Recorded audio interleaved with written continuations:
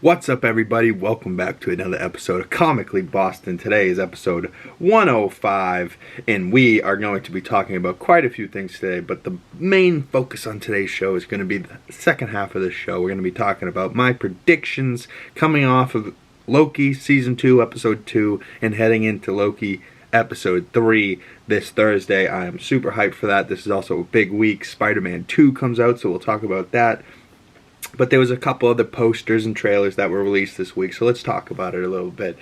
First off, what I've talked about on the channel a couple times is this Godzilla Apple TV Plus TV show, Monarch Legacy of the Monsters. And this show, for some reason, looks real interesting to me.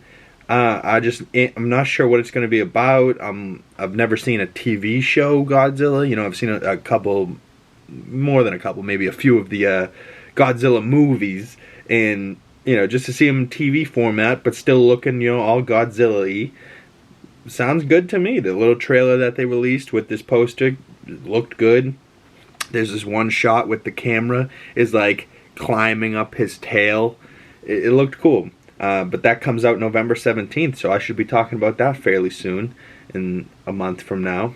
Also coming out pretty soon, Invincible Season 2. The first season was on Amazon Prime. It was really good. I remember my buddy Danny Hines put me on it. He plays the first episode for me, and the whole time he's just looking at me, and by the time you get to the end of the first episode of Invincible Season 1, you're like, what the hell is going on? And it hooks you so much, because the whole first episode you're like not interested, but then it takes such a turn at the end of the first episode that you almost have to watch the rest of Season 1 just to figure out what the hell's going on. And it's really good. But this Season 2 we've been long awaiting for. I think Season 1 came out maybe a year or two ago. I'm not quite sure, but I want to say it was during like the pandemic when everyone was home with COVID and shit. But November 3rd, the new season comes out. The trailer was really cool. This is the new poster with Invincible himself. I love how every time he goes to say his name, it just cuts to the title. It never says we've never heard the words, I'm Invincible. He just goes, they go, hey, what's your name? He goes, I'm, and then it cuts to the title, and it just shows the title, Invincible. And I'm like, oh, that's such a good way to friggin' just get around, like, I'm Batman, you know what I mean? Like, I'm, and then it cuts into, like, the title. But, I don't know, this show, something about this show, animated, I would love to see it in live action, but something about it being animated and how gruesome they're able to do with the blood and everything, it just is really entertaining, but also at the same time, like, compelling, because you're like, it's not everything else you've seen. It's just got a little bit more edge to it, a little chip on his shoulder, if you will. Friday the 13th last week, and I watched Werewolf by Night, or I started to, and then I fell asleep, so I won't be complete. I won't count that as a movie review or a movie that I've watched. I like to count completions, you know. I don't like to count just movies that I've started and then never finished. But Werewolf by Night in color comes out October 20th, so maybe I'll give it a second chance then. I know in black and white, I really like this movie, and you know, it's a little bit of spoilers for the people that haven't seen it, but for the people that have, in black and white, by the end of the movie, it turns into color like Wizard of Oz, or you know, like those old movies back in the day, and that turning into color is such a beautiful moment, so that if it's in color the whole time, I think it kind of takes away from that end moment, but I don't know, maybe it will add to the rest of the moments. I think it's going to be something, though, because they got away with a lot because it was black and white. Like, there was an arm cut off, there was blood, there was tons of shit going on in this black and white thing that they got away with because it was black and white. So if they're adding all the color to it, they're adding blood, they're adding, you know, the red of the blood, they're adding everything's in color now. I don't know, maybe it will look better. I think this poster here looks interesting. This little film reel on the side, you see Man-Thing all green with the red eyes, and it was cool because there was like the red stone was red the whole time, even though it was black and white. I don't know, I enjoy it black and white, but maybe I'll like it even more in color, who knows. But like I'm saying, maybe it takes away from the end there a little bit. In other news, over the last couple weeks, the Continental 3-part event has come and gone. A lot of people were like, it just wasn't that good. I don't really like it. The 3-part event didn't really do nothing for me. I don't know. I watched it. Me and my mother were fans of the John Wick stuff, so we watched it, and I like the guy that plays Winston. I like the guy that plays Winston in the movies just so much more. His voice, like, just something about Ian, I forgot his last name, but that actor Ian that plays Winston in the movies, he's just got such a deep, deep voice, and it's so good.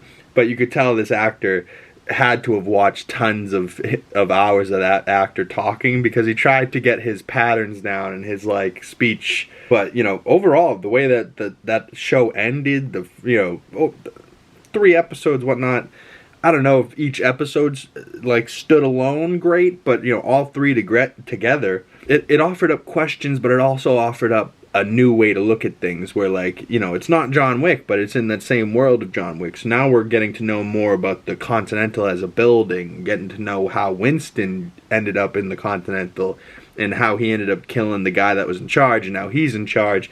But then, how does he end up working for the High Table? Like, how does that work? Who is the High Table? Like, it's so interesting. The world of John Wick's so interesting to me. I think they could have done a little bit better. I don't know if the 90-minute 3 episodes did it any better. Maybe if it was 5 hour-long episodes, or whatever, 5 half-hour-long episodes, I don't know if it would have been better. But I don't know, if they come out with more episodes of this Continental show, I'm with it. I'm into it. You know, I would watch what comes next. You know, figure out how John Wick ends up in this world. What's the deal with the car? What's the deal with the brother Frankie? Is the brother Frankie John Wick's father? I don't know. But in that first episode, Frankie was acting awfully like John Wick, with the black suit, the long hair, killing a bunch of people.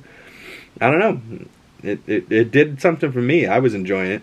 A poster came out with Adam Driver going to be playing Enzo Ferrari, which is kind of cool. I could picture him in the role. I don't know if, after seeing The House of Gucci, I don't know if Adam Driver is the best Italian accent, but I don't know. Maybe he wasn't the problem with that movie. Maybe it was just Lady Gaga. But I don't know. Adam Driver, I find a very good actor. So this Ferrari movie's got me compelled. There was a Lamborghini movie that came out with the guy that played Rumlow in the Captain America movies. I didn't get to see that, but I'm kind of interested. So maybe when this one comes out, I'll watch both of those and watch the Lamborghini Ferrari movies. Get back into some car movies. I haven't watched anything car movies since Ford vs. Ferrari, so maybe a good way to get back into it. I saw this picture the other day on Twitter, and it got me super excited for whatever comes next in the Ahsoka Mandalorian universe. You see Bo-Katan, Boba Fett, I'm forgetting her name, but Ming-Na Wen, Mando, Grogu, Ahsoka, Luke. The only people that aren't here are the rest of the rebels, Sabine, Ezra, you know. But if we add them to the mix too, and they're hunting down Thrawn, and this is the movie that we see, I am not mad. But just to see all these people team up would be great. I don't know if it's gonna happen. I don't know if maybe Boba going back to the dark side would be better. I don't know. But all I do know is from these Mandalorian motherfuckers, whether it's Din Djarin or Boba Fett, I need to see some bounty hunting again. You know, that was the best part about season 1, the opening. He's bounty hunting, you know what I mean? Like, that's the show, you know what I mean? Like, saving Grogu being cute, awesome stuff. But bounty hunting, vicious violence, you know, when Mando shows up in Boba Fett and he has the Darksaber and he cuts off that dude's arm, then cuts off his head and tells everybody else, like, if you have a problem with me, that's fine, but if you don't, you can take whatever's in there for yourselves and go live a new life. And people are like, I ain't got no beef, it's fine by me. He's got like a cut on his leg because of the Darksaber. Like, I don't know, them breaking the Darksaber still kind of bugs me, because just having that and just Mando wielding it was just so badass. I really wanted Grogu to come around to wielding it, and it was like such a pivotal thing for the Mandalorian people, and now it's just destroyed. So it's like, okay, let the past die, I guess, but still a badass weapon that people now cannot use because they destroyed it.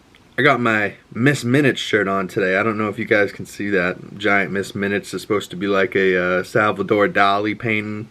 I kind of really like it, her big ass face, but it's also just kind of like a clock, so if people don't know about Loki and Miss Minutes, it kind of just, you know, is a shirt that's cool. I got a bunch of other Loki ones. There's one over on the chair over there that's Son of Odin, but you'll see that Thursday. You'll see that another day.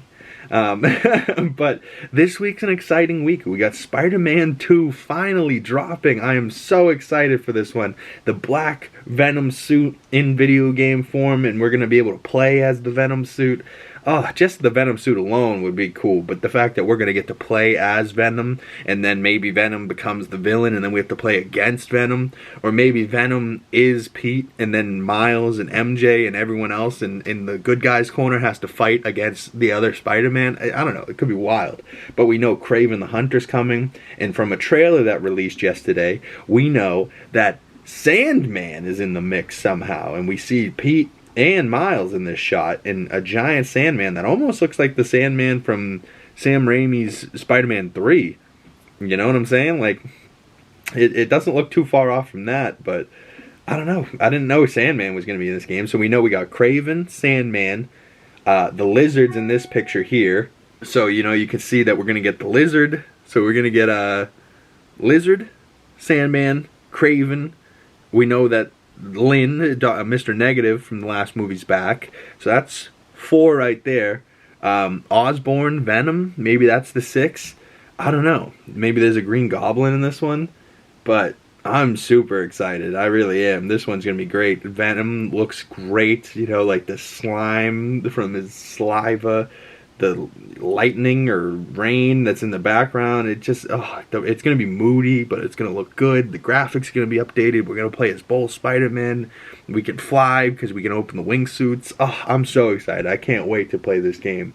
And just, once again, to see this black suit in the rain, like, this shot looks great. Like, it's going to be dark. It's going to be moody. MJ's going to be like, yo, what's the deal with Pete? And Miles is like, Pete, come on, I can help you. And he's like, I got it myself. Venom's going to be taking over his personality. Woo!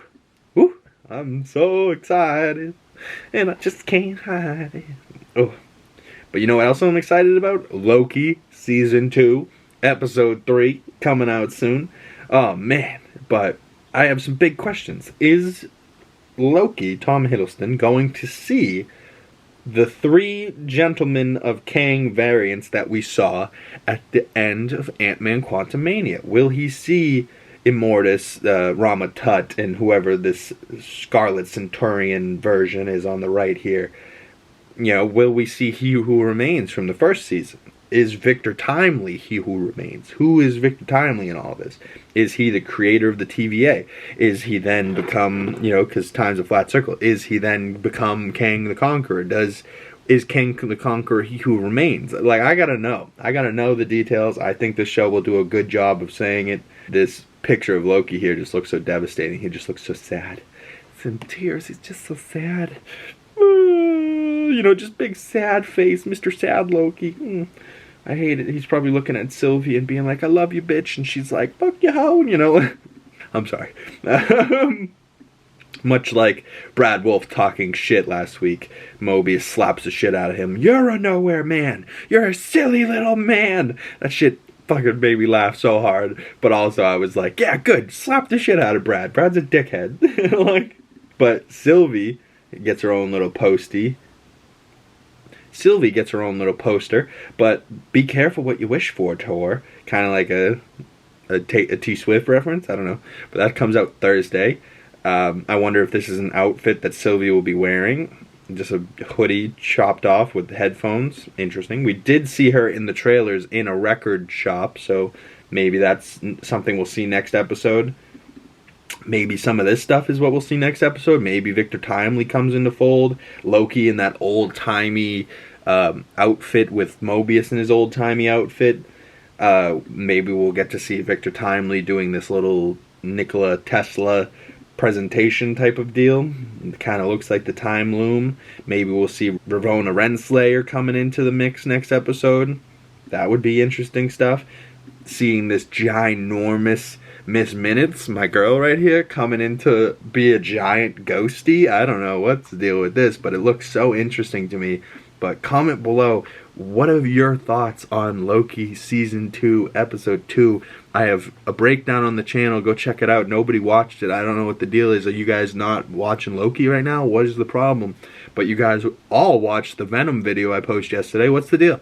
Venom was not that good a movie, but 70-something people watched the video. What's good? Like, only 8 people watched the Loki video? What's the deal? What's the deal, folks? I have no idea how this shit works, but comment below, help me out. What's going on? If you are liking Loki and you want to talk more about it with me, you can hit me up on my other social medias at BigCam YouTube. Links down in the description below. You can check out my Letterboxd. There will be more movie reviews coming to the channel soon. We just watched Blade Trinity, Into the Spider-Verse, and Avengers Endgame over the weekend. So we got a couple more movies coming your way. Stay tuned for that. We got Loki Episode 3 coming out Thursday, so stay tuned for Friday where we got another breakdown video coming your way. And I can't wait to talk more about this stuff with you guys. I'm so excited for the show. Spider-Man 2 comes out this week, so it's big things coming, and we'll be talking about it all in the next episode of Comically Boston. Thank you for watching. I'll see you in the next video. Peace.